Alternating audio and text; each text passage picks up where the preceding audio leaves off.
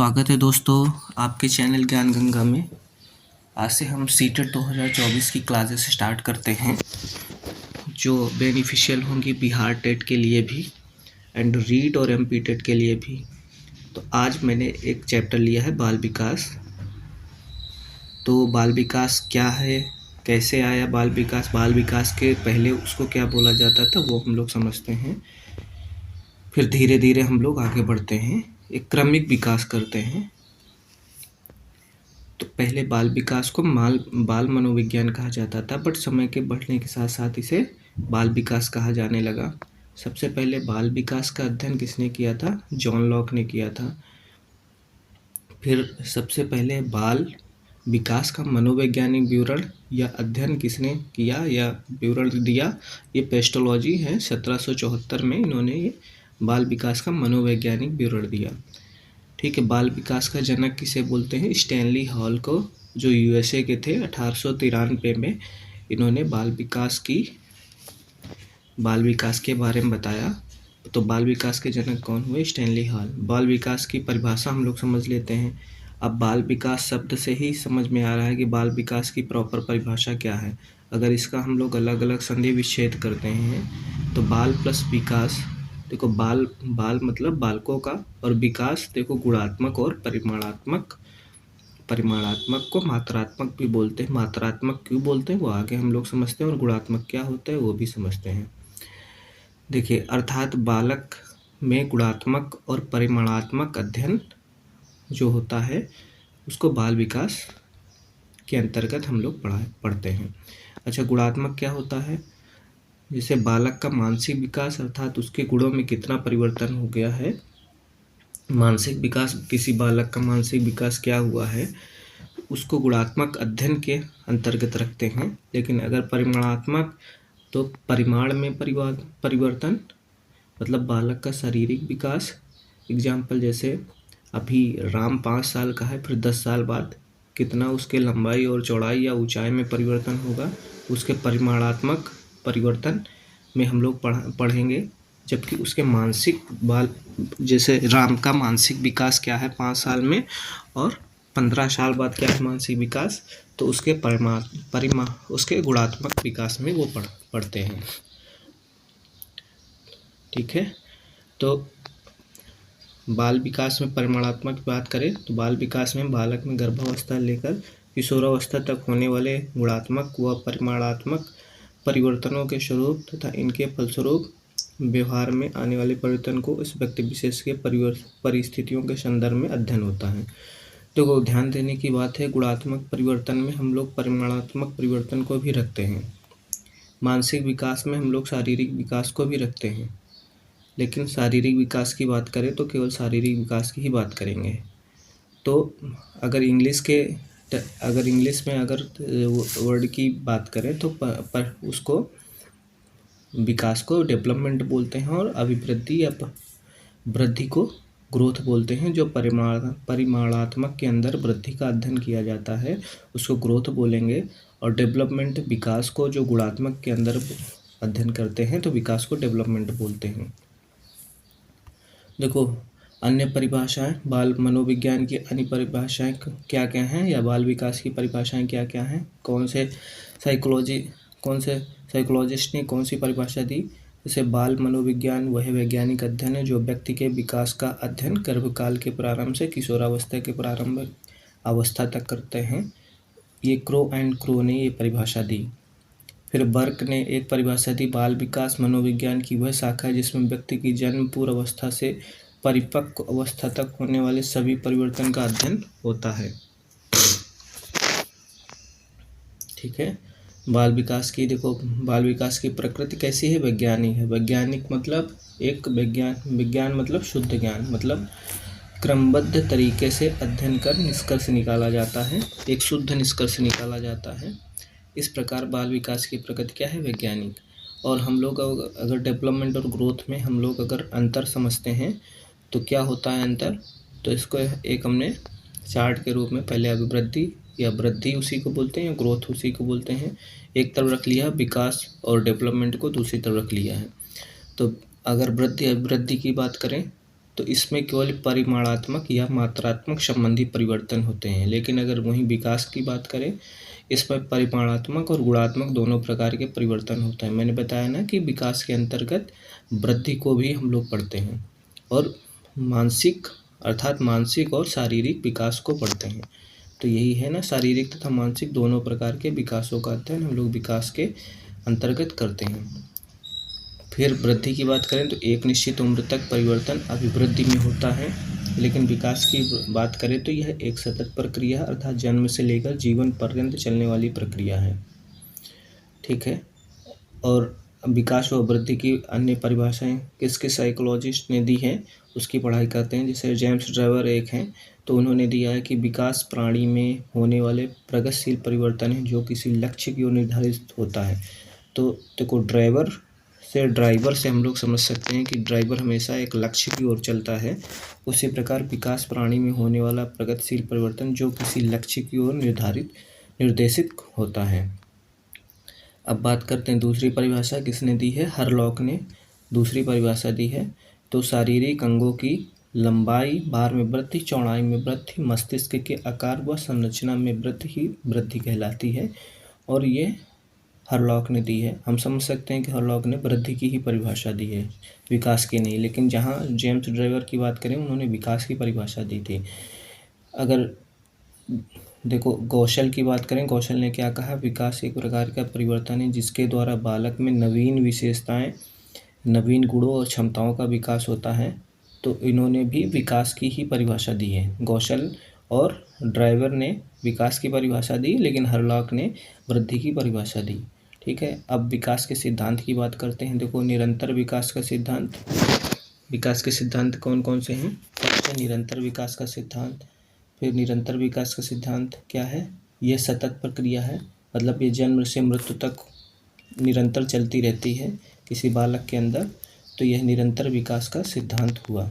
अच्छा, दूसरे विकास के सिद्धांत की बात करें तो समान से विशिष्ट की ओर। छोटा बच्चा जैसे जब बोल नहीं पाता है, जैसे उसको प्यास लगी है तो वह इधर उधर हाथ पैर चलाएगा, तो वह सामान्य है। और दूसरी तरफ जब बालक बोलने लगता है तो वह एक ही बार में बता देगा कि मुझे प्यास लगी है, यह विशिष्ट प्रक्रिया। तो सामान्य क्या था, उसका किसी भाव के प्रति प्रतिक्रिया व्यक्त करना, वो सामान्य था। अब प्रतिक्रिया कैसे, हाथ पैर चला के। लेकिन अगर वह बोलकर प्रतिक्रिया करता है तो विशिष्ट क्रिया कहलाएगी। तो सामान्य से विशिष्ट की ओर बालक का विकास होता है।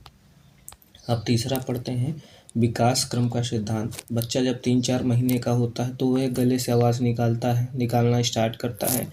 फिर 6 महीने बाद अलग अलग प्रकार की ध्वनियाँ निकालना स्टार्ट करता है। फिर 6-7 माह बाद बच्चा माँ आदि शब्द बोलने लगता है। यही प्रक्रिया विकास क्रम का सिद्धांत है। मतलब पहले प्रयास करता है तो वह गले से आवाज़ निकालता है, लेकिन वह बोल नहीं पाता है। फिर 6 महीने बाद वो ध्वनियाँ स्टार्ट करता है, मतलब वह बोलने का प्रयास करता है, लेकिन तब भी वह बोल नहीं पाता। तो कुछ अलग प्रकार की ध्वनियाँ जैसे सीटी वगैरह ऐसे कुछ आवाज़ आती है। फिर उसके बाद कुछ समय बाद वह माँ शब्द आदि को बोलने लगता है और प्यास आदि को वो बताने लगता है कि मुझे प्यास लगी है। परस्पर संबंध का सिद्धांत, चौथा नंबर क्या है, परस्पर संबंध का सिद्धांत। बच्चे के शारीरिक विकास और मानसिक विकास में अंतः संबंध होता है। जैसे शरीर प्रसन्न है तो मन प्रसन्न है, जैसे शरीर प्रसन्न है तो मन प्रसन्न है, मतलब परस्पर संबंध का सिद्धांत हुआ। शारीरिक और मानसिक विकास में अंतः संबंध होता है। 5वें नंबर क्या है, व्यक्तिगत भिन्नताओं का सिद्धांत। प्रत्येक बालक का विकास अलग अलग होता है। जैसे 5 साल की सीता है और 5 साल की ही रीना है, लेकिन अगर उसमें देखा जाए तो उनका विकास अलग अलग होगा। अगर वो लंबाई और चौड़ाई ऊंचाई में भी बराबर होंगे, लेकिन उनका विकास अलग अलग होगा, मतलब उनके जो आंतरिक गुण होंगे वह अलग ही होंगे। अच्छा, 6ठा नंबर क्या कहता है, निकट से दूर का सिद्धांत। सबसे पहले विकास सिर का, फिर हृदय का, फिर चेस्ट का, फिर कोहनी या उंगलियों का, फिर पैर का। निकट से दूर मतलब स्नायुमंडल, सिर का पहले विकास होता है, फिर हृदय का, फिर चेस्ट का होता है, फिर कोहनी या उंगलियां या पैर का। ठीक है। 7वां नंबर क्या है, विभिन्नताओं का सिद्धांत। एक ही बालक की प्रत्येक अवस्था में विकास की दर अलग अलग होगी। जैसे राम है 5 साल का, तो उसमें विकास कुछ अलग होगा। विकास तो हर क्षण बदलता रहता है, तो विकास तो बदलेगा ही। जैसे 5 साल में अभी 5 साल में हुआ है, 5 साल का राम है, फिर जैसे 5 वर्ष बीतेगा तो उसका विकास, क्योंकि आंतरिक गुण बदलेंगे, आंतरिक विचार बदलेंगे तो उसका विकास भी बदलेगा। फिर 5 वर्ष बाद कुछ और उसका विकास होगा। ठीक है, तो एक ही बालक की प्रत्येक अवस्था में विकास की दर अलग अलग होती है। शैशव अवस्था में विकास की गति, अगर अवस्थाओं की बात करें तो शैशव अवस्था में विकास की गति तेज होगी, फिर किशोरावस्था अंत तक आते आते पूरी हो जाती है। 8वां नंबर की बात करें, विकास की भविष्यवाणी का सिद्धांत। देखो, एक बालक के यदि हाथ का एक्सरे लिया जाए तो ये पता चल जाएगा कि भविष्य में उसके हाथ का विकास किस तरह होगा। जैसे बालक का एक्सरे, और जैसे किसी बालक के एक्सरे देखकर, पैर का एक्सरे देखकर या हाथ का एक्सरे देखकर डॉक्टर बता सकते हैं कि भविष्य में ये कुछ कर पाएगा, ये दौड़ पाएगा, ये खेल पाएगा कि नहीं खेल पाएगा। ठीक है, अब दूसरे नंबर की बात करते हैं, निश्चित दिशा का सिद्धांत। यह सिद्धांत निकट से दूर के विकास का सिद्धांत का ही स्पष्टीकरण है। मतलब यह सिर से पैर की ओर होता है विकास। मैंने बताया ना कि पहले सिर का, फिर चेस्ट का, फिर हाथ का, ऐसे करके सिर से पैर के मतलब निकट से दूर के विकास के सिद्धांत का ही सिनोनियम्स है। स्वाभाविक लक्षणों का सिद्धांत अगर बात करते हैं, ये नेचुरल होता है। जैसे मूंछ का आना किशोरावस्था में, ये स्वाभाविक लक्षणों का, इसमें हम लोग रोक नहीं लगा सकते हैं, ये प्रकृति प्रदत्त होते हैं। अब बात करते हैं नेक्स्ट सिद्धांत के, तो विकास क्रम की एक रूपता का सिद्धांत। किसी जात के सभी लोगों का विकास लगभग एक समान होता है। जैसे ब्राह्मण का बच्चा है तो हम लोग थोड़ा से उससे बात करके फिर हम लोग अनुमान लगा लेते हैं कहीं आप ब्राह्मण तो नहीं हो। तो यह है विकास क्रम की एक रूपता का सिद्धांत। ये जाति के सभी लोगों का विकास एक समान होता है, ऐसे करके हम लोग समझ सकते हैं। अच्छा, कुछ क्वेश्चन जो बार बार परीक्षाओं में पूछे जाते हैं, उन क्वेश्चन को हमने रखा आपके सामने, तो उन क्वेश्चन को पढ़ लेते हैं, जिससे हमने जो अभी पढ़ाई की है वो थोड़ा से हम लोग स्थायित्व प्रदान करेंगे उस ज्ञान का। जैसे मानव विकास है, तो मानव विकास क्या है, मात्रात्मक और गुणात्मक दोनों हैं। इसमें वृद्धि और विकास दोनों पढ़ाई करते हैं बाल विकास में। ठीक है, और मैंने बताया ना विकास के अंतर्गत ही डेवलपमेंट एंड ग्रोथ दोनों आ जाती है। तो अब देखो क्वेश्चन है, बाल अध्ययन के पिता कौन है? तो बाल अध्ययन के पिता स्टैनली हॉल है। ठीक है, या अब तीसरा क्वेश्चन है कि बाल विकास से तात्पर्य है, मैंने बताया बाल विकास से तात्पर्य क्या है, क्या व्यवहार में परिवर्तन केवल होता है, या बालक में के गुणों में परिवर्तन होता है, या परिमाण में परिवर्तन होता है, या बालक के गुणों और परिमाण दोनों में परिवर्तन होता है। तो यही सही हो जाएगा, बालक के गुणों और परिमाण दोनों में परिवर्तन होता है। अच्छा, बच्चे के विकास के सिरस्थ सिद्धांत के अनुसार क्या सत्य है? ये क्या होता है, सिर से पैर की ओर होता है। बच्चे के विकास का सिरस्थ सिद्धांत क्या है? उसका विकास सिर से पैर की ओर होता है। अच्छा, एक नोट है कि विकास कभी पैर से सिर की ओर कभी नहीं होता है, मतलब उल्टा विकास नहीं होता, हमेशा सिर से पैर की ओर ही होता है। एक क्वेश्चन है कि एक बच्चे की वृद्धि और विकास के अध्ययन की सर्वाधिक अच्छी विधि है, तो विकासीय विधि सर्वाधिक अच्छी विधि है। विकासीय विधि सर्वाधिक अच्छी विधि है। तो विकास का अर्थ क्या है? ऑप्शन है इसके, देखो ऑप्शन उसी में रखें जिसमें ऑप्शन की नीड थी, लेकिन जिसमें सीधा सीधा अगर हम लोग समझने की ज़रूरत है उसमें ऑप्शन लिख के हमने टाइम बर्बाद नहीं किया है, ना आपका और ना अपना। तो क्वेश्चन है कि विकास का अर्थ क्या है? तो ऑप्शन है परिवर्तनों की उत्तरोत्तर श्रृंखला, बी नंबर है अभिप्रेरणा के फलस्वरूप होने वाले परिवर्तनों की उत्तरोत्तर श्रृंखला, सी नंबर है अभिप्रेरणा व अनुभव के फलस्वरूप होने वाले परिवर्तनों की उत्तरोत्तर श्रृंखला, डी नंबर है परिपक्वता व अनुभव के फलस्वरूप होने वाले परिवर्तन की उत्तरोत्तर श्रृंखला। तो आंसर क्या हो जाएगा? सी नंबर हो जाएगा। फिर नेक्स्ट क्वेश्चन है, विकास के संदर्भ में कौन सा कथन सत्य नहीं है? तो ए नंबर है ऑप्शन, विकास के प्रत्येक अवस्था में अपने खतरे हैं, बिल्कुल अपने खतरे हैं। बी नंबर क्या है, विकास उकसाने या बढ़ावा देने से नहीं होता है। सी नंबर क्या है, विकास सांस्कृतिक परिवर्तन से प्रभावित होता है। विकास सांस्कृतिक और परिवर्तनों से बिल्कुल प्रभावित होता है। डी नंबर है, विकास की प्रत्येक अवस्था की अपनी विशेषताएं होती हैं। बिल्कुल अपनी विशेषताएं होती हैं, हर एक अवस्था की अपनी अपनी एक विशेषताएं होती है। और विकास सांस्कृतिक परिवर्तनों से प्रभावित होता है, क्योंकि बच्चे की संस्कृति कैसे उसी हिसाब से उसका डेवलपमेंट होएगा। विकास के प्रत्येक अवस्था में अपने खतरे हैं, विकास की प्रत्येक अवस्था में अपने खतरे भी होंगे, क्योंकि शैशवावस्था में उसके कुछ खतरे, कुछ अलग विचार होंगे और किशोरावस्था में अलग उसके खतरे होंगे कि बच्चा गलत संगति में न चला जाए, कहीं कुछ बच्चे के ग्रोथ में कहीं कुछ बाधाएं ना आए संगति की वजह से। तो इस प्रकार से उसकी प्रत्येक अवस्था में अपने खतरे हैं, लेकिन विकास उकसाने या बढ़ावा देने से नहीं होता है। तो यहाँ पे नहीं लगा इसलिए गलत है, क्योंकि उकसाने या बढ़ावा देने से, मोटिवेशन से तो विकास होता ही है। क्योंकि अगर बच्चा क्लास में पढ़ता है तो टीचर उसको मोटिवेट करता है तो और पढ़ता है, अगर वो बिल्कुल नहीं पढ़ता है तब भी मोटिवेशन में के बाद वो पढ़ाई करना स्टार्ट कर देता है, इसलिए ये ऑप्शन गलत हो जाएगा। नेक्स्ट क्वेश्चन है, मानव विकास कुछ विशेष सिद्धांतों पर आधारित है। तो इसके मानव विकास कुछ विशेष सिद्धांतों पर आधारित है, निम्न में से कौन सा मानव विकास का सिद्धांत नहीं है।